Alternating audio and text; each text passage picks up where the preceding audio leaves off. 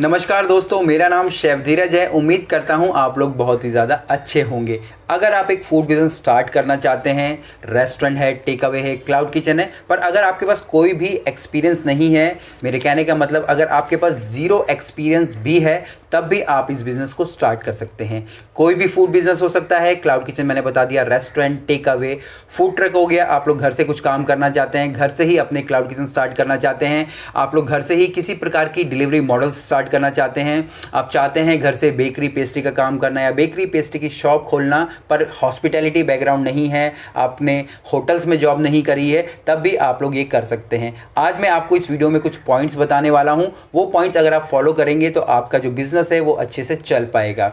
उसके अलावा मैंने एक ब्लूप्रिंट रेडी करा है, आप बोल सकते हैं कि F&B का, F&B फूड एंड बेवरेजेस का। और दूसरा मैंने यहाँ पे एक छोटी सी बुकलेट रेडी करी है जिसके कि अंदर मैंने बताया है कि अगर आप क्लाउड किचन, रेस्टोरेंट या QSR वगैरह चला रहे हैं तो उनके बीच में क्या क्या डिफरेंसेस होते हैं।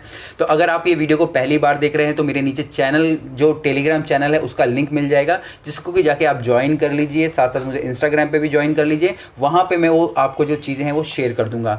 जब भी वीडियो आएगी उसके 2-3 दिन के बाद ही मैं शेयर कर पाऊंगा, क्योंकि बहुत सारी रिक्वेस्ट आ जाएंगी, सबको एक साथ दे पाना मुश्किल हो जाता है। तो प्लीज़ थोड़ा सा धैर्य और धीरज रखिएगा। और जो ये मैंने बताया, जो भी मैंने इसमें चीज़ें बताई है या समझाई है, वो मेरे एक्सपीरियंस के बेस पे है। मेरे लगभग 200 से ज़्यादा क्लाइंट ऑल ओवर इंडिया हो चुके हैं। अगर आप मुझे इंस्टाग्राम पे फॉलो कर रहे हैं, वहाँ पे मैं पिक्चर्स डालता रहता हूँ। मेरे व्हाट्सअप बिजनेस के जो स्टेटस है वहाँ पे मैं डालता रहता हूँ। मेरी पुरानी वीडियोज़ में भी आपको मेरे पुराने क्लाइंट्स के बारे में पता चल जाएगा। तो अगर आपको वो सारी चीज़ें देखनी है तो आप जाके देख सकते हैं। बाकी फिर से टॉपिक पे वापस आते हैं। हम लोगों का अलग अलग बैकग्राउंड होता है। हम लोग इंजीनियर्स हैं, डॉक्टर्स होते हैं, हम लोग होटल के शेफ़ होते हैं, कोई मैनेजर होते हैं, हम टीचर्स होते हैं, या इसी प्रकार के अलग अलग प्रोफेशन में रहते हैं। पर जब हम लोग एक फूड बिज़नेस स्टार्ट करने की सोचते हैं तो हमें यहाँ पे सबसे पहले यही डर रहता है कि मेरे पास ज़ीरो एक्सपीरियंस है, मेरे पास कोई भी एक्सपीरियंस नहीं है, तो क्या मैं इस बिज़नेस में फ़ेल होऊंगा या होंगी, तो मैं ऐसे में क्या करूं। तो पॉइंट सबसे पहला यहाँ पे आता है कि हमें अपनी वीकनेस को और अपनी स्ट्रेंथ को समझना है। मैं अगर एक होटल इंडस्ट्री में हूँ और मैं शेफ़ हूँ, तो जो मेरी यहाँ पे जो स्ट्रेंथ है वो है मेरी प्रोडक्शन की, मतलब कि मुझे कुकिंग के बारे में मालूम है।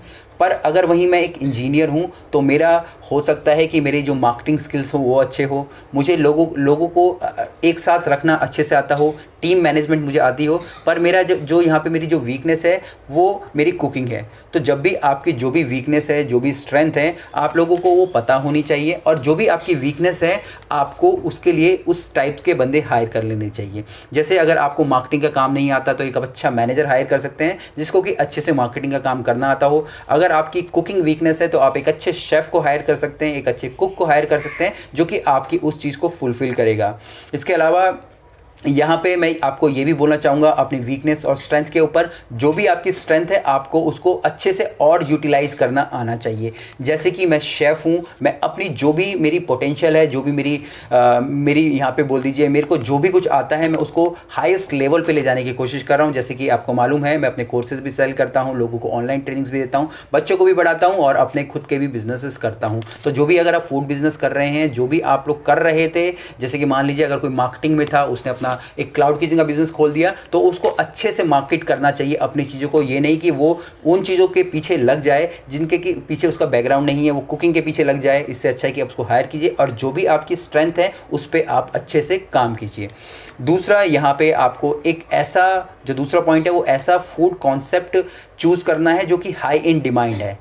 आप लोगों को हमेशा बोला जाता है कि आपको ऐसे यूनिक कॉन्सेप्ट लेके आना है, पर जब हम उस फील्ड से होते ही नहीं, हम उस यूनिक कॉन्सेप्ट को कभी ढूंढ ही नहीं पाते, या ढूंढने में इतना समय लग जाता है कि हम वो बिज़नेस ही नहीं कर पाएंगे, फूड बिज़नेस, या ऑलरेडी उसमें नुकसान कर देंगे। तो हमें एक ऐसा कॉन्सेप्ट ले लेना चाहिए जो कि ऑलरेडी हाई इन डिमांड है, पर उसमें हमें अपनी यूनिकनेस डालनी चाहिए। आपने देखा होगा कई सारे बिरयानी के ब्रांड्स हैं, बिरयानी बेचते हैं, वो जो कि हमारे जो आप बोलते हैं जो मट्टी के मटके होते हैं उस टाइप के, उसके अंदर, जिसको कि हम लोग टेराकोटा के मटके बोलते हैं, उसके अंदर अपनी बिरयानी सर्व करते हैं। तो बिरयानी तो वही है पर उनका यूनिक कॉन्सेप्ट हो गया है। तो इसी प्रकार से आप सेम चीज़ें ही बेच सकते हैं, पर आपको उसमें अपनी यूनिकनेस लानी पड़ेगी। आप किसी भी एक स्पेशल कॉन्सेप्ट के पीछे भागेंगे तो आप वो नहीं कर पाएंगे। यहाँ पे आप किसी एक एक्सपर्ट की सलाह ले सकते हैं कि भाई मैं क्या बेचूं, वो उस फील्ड का एक्सपर्ट है, वो आपको अच्छे से बता पाएगा।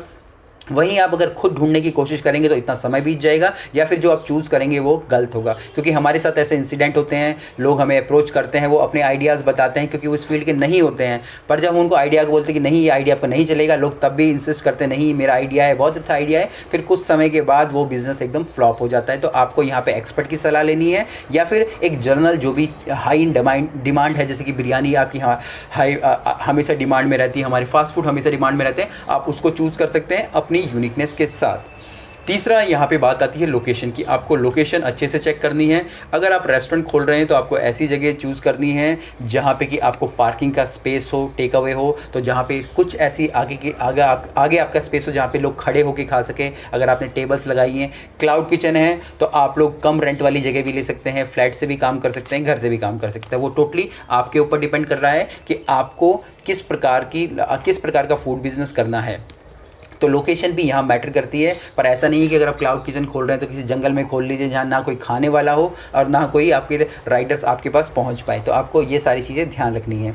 इसके बाद जो चौथा पॉइंट है कि नो योर कस्टमर, आपको अपने कस्टमर्स को पहचानना है।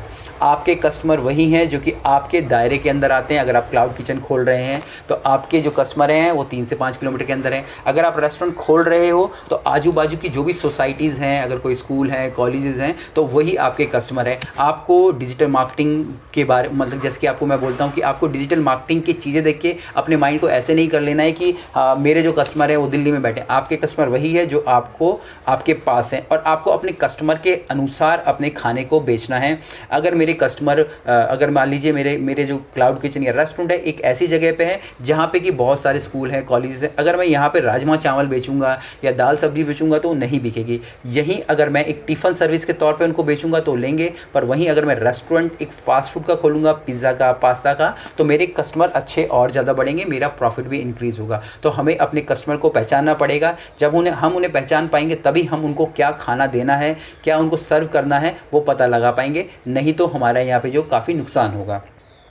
इसके बाद जो नेक्स्ट पॉइंट है वो है हमें अपने बिज़नेस प्लान को बनाना। आपको अपने बिज़नेस प्लान को बनाना बहुत ही ज़्यादा ज़रूरी है। आपको पता होना चाहिए कि आपका बिज़नेस प्लान कैसे, कई सारी चीज़ें होती हैं जैसे कि हम लोग अपनी इन्वेस्टमेंट्स की बात करते हैं, कैपिटल्स की बात करते हैं, इक्विपमेंट की, मैन पावर की, इंटीरियर की, एक्सटीरियर की, मार्केटिंग की, आपके प्रोफेशनल सर्विसेज की, लाइसेंसिंग की। तो ये सारी चीज़ें कॉस्ट आपको एक्चुअल में पता होनी चाहिए। और हमारे अलग अलग फेसेस होते हैं, हमारे इनिशियल फेसेस होते हैं जबकि हमने स्टार्ट भी नहीं किया होता है, तो उस समय आपको ये सारी कैलकुलेशन करनी चाहिए। फिर कुछ समय के बाद आप लोग, अगर अधिकतर होता है कि आप लोग अपनी जो बिज़नेस प्लान छोड़ देते हैं बीच में, उसके बाद जब आपका बिज़नेस एक मिडिल एज पे आ जाता है कि लगभग मान लीजिए कि 2-3 महीने हो जाते हैं, तब भी फिर से आपको दोबारा से अपनी जो बिज़नेस प्लानिंग करनी चाहिए। आपको अपना जो पुराना डाटा आपके पास आ चुका है उसके अनुसार अपने बिज़नेस को आगे बढ़ाने के लिए, अगर आपको पैसे की ज़रूरत है या फिर आपको अपनी स्ट्रेंथ्स जाननी है, उन सब चीज़ों से जाननी चाहिए और अपने बिज़नेस प्लान को आगे बढ़ाते रहना चाहिए। उसके हिसाब से आप अपने बजट फिर से सेट कर सकते हैं, और यही एक आप बोल दीजिए कारण होगा आपके लिए जाके एक अच्छे बिजनेस मॉडल को। इस समय में आप लोग ये भी जज कर सकते हैं कि आपको बाहर से फंडिंग चाहिए कि नहीं चाहिए। आपके पास अगर आपकी खुद की फाइनेंशियल कंडीशन यहाँ पे अच्छी है तो आपको बाहर से फंड लेने की ज़रूरत नहीं पड़ेगी। पर अपने बिजनेस प्लान को सिर्फ एक बार बना के ख़त्म मत कीजिए, उसे पूरे साल चलाइए, सालों साल चलाइए, तभी जाके आप एक अच्छा प्रॉफिट यहाँ पे जनरेट कर पाएंगे या फिर अपने जो बिज़नेस को उसको फ्रेंचाइजी मॉडल पे ले जा पाएंगे। इसके बाद जो सबसे लास्ट पॉइंट है वो सबसे ज़्यादा आप लोग बोल सकते हैं इम्पॉर्टेंट है, ऑलवेज़ कीप लर्निंग। आपको हमेशा सीखते रहना है। हम लोग जब भी सीखना छोड़ देते हैं हम लोग समाज से कट ऑफ हो जाते हैं या इस दुनिया से ही कट ऑफ हो जाते हैं। अगर जैसे मान लीजिए मैं शेफ़ था, मैंने सीखा डिजिटल कैसे आया जाता है, अपनी चीज़ें जब हम लोग जब नॉर्मली होटल्स में जॉब करते थे या कोई कंसल्टेंसी करते थे तो सिर्फ कुछ लोगों तक ही हम पहुंच पाते थे। पर जैसे कि हम लोग डिजिटली आ गए, मैं खुद डिजिटली आ गया, तो अब हम लोगों को ज़्यादा सर्व कर पा रहे हैं, ज़्यादा रेवेन्यू जनरेट कर पा रहे हैं और अपनी यहाँ पे खुद की ब्रांडिंग कर पा रहे हैं। तो सेम आपको हमेशा सीखते रहना है। हो सकता है कि आपको एक छोटा सा बर्तन धोने वाला कुछ सिखा दे, एक शेफ़ को सिखा दे, एक मैनेजर आपको कुछ सिखा दे, तो हमेशा अपना लर्निंग का एटीट्यूड रखना है। अगर आप लर्निंग का एटीट्यूड रखेंगे तो आपको यहाँ से पैसों की ही बचत होगी। जब आपको वो काम आ जाएगा तो आप किसी बंदे को ट्रेन कर सकते हैं, किसी बंदे को कम सैलरी में ला के उसे ट्रेंड करके उसकी जगह पे रख सकते हैं। तो जब आप लर्निंग करना छोड़ देते हैं तो अगर हम लर्निंग करना छोड़ देते हैं तो हम लोग अपने बिजनेस को खुद ही सफ़र कवर करने लग जाते हैं। मैं भी सीख रहा हूँ, देखा होगा आप लोगों ने, मैं अपने इंस्टाग्राम रील्स भी बनाने लग गया हूँ। मेरे गूगल के जो शॉर्ट वीडियोज़ हैं वो भी आने लग गए हैं, क्योंकि उनकी मार्केट में ज़रूरत है और आप लोग देखना पसंद करते हो। उम्मीद करता हूँ आपको मेरा ये वीडियो अच्छा लगा होगा, और आप भी अगर जीरो एक्सपीरियंस है तब भी आप अपने एक फूड बिजनेस को स्टार्ट कर पाएंगे, अगर आपने वीडियो अब तक देख ली है। अगर आपने वीडियो अब तक देख ली है तो मेरे कई सारे, मैं बोलना चाहूँगा यहाँ पे मेरे कई सारे प्रोग्राम है, फूड बिजनेस के मेंटरशिप प्रोग्राम है, जिसमें कि आप ये सारी चीज़ें सीख सकते हैं। और यहाँ पे जो मेरी क्लासेस होती है 1-to-1 पर्सनली मैं लोगों को क्लासेस देता हूँ। मैं वो भेड़ चाल वाली चीज़ें नहीं करता कि भाई इतने लोगों को बुला लो और ये कर लो। एक्चुअली में वो चीज़ें मायने भी नहीं रखती हैं। तो चलिए, बाकी कुछ भी हो, नीचे मेरे व्हाट्सअप का नंबर मिल जाएगा, आप मुझे कॉन्टैक्ट कर सकते हैं। फिर मिलेंगे एक नए वीडियो में, तब तक के लिए जय हिंद।